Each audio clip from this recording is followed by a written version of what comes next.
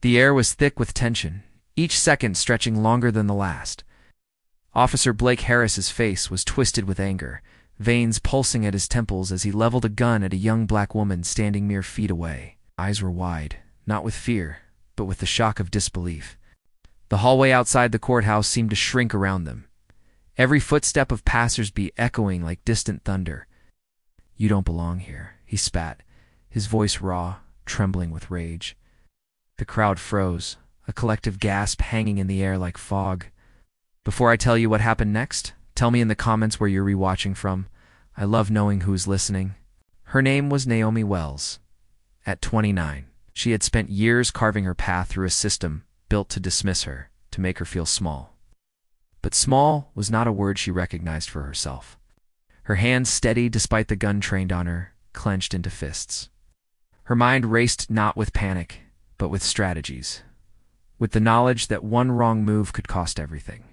Dust shimmered in the sunbeams slicing through the courthouse windows, each particle a tiny witness to the escalating confrontation. The murmurs of the gathered crowd formed an anxious hum, punctuated by the shuffle of nervous feet. Naomi's heart pounded in sync with the rhythm of uncertainty around her.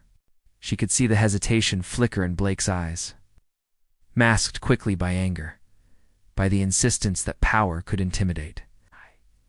Yet beneath it, Naomi sensed weakness, a reliance on fear to mask incompetence.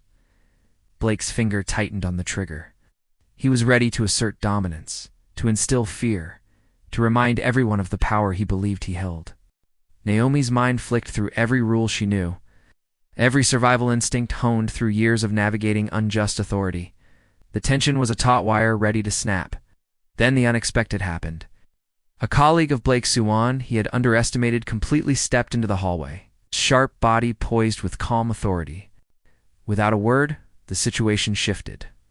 Coordinated, precise, every movement deliberate. Colleague surrounded Blake, his gun rendered useless by the unexpected force of protocol and courage.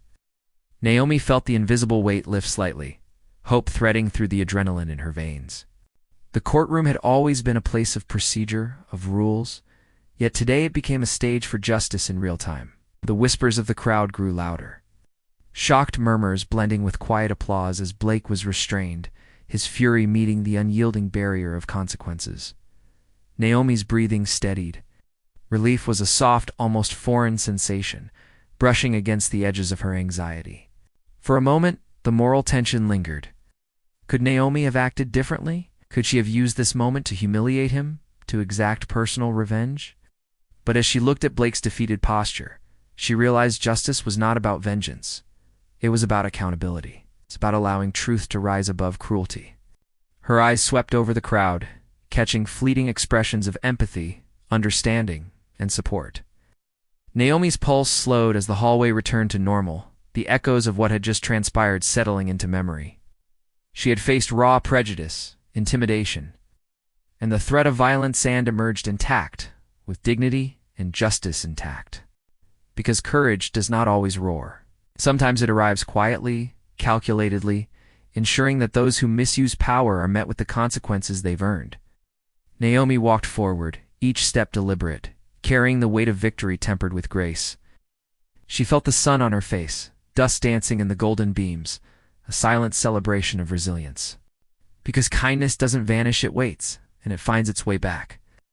As she stepped out into the open, the murmurs of the courthouse gave way to a gentle wind brushing past, carrying with it the subtle reminder that justice, patience, and courage are forces that once invoked, ripple far beyond the moment they occur. If Naomi's story inspired you, leave a comment sharing your thoughts. And make sure to subscribe for more stories that prove courage, resilience, and justice always find their way home.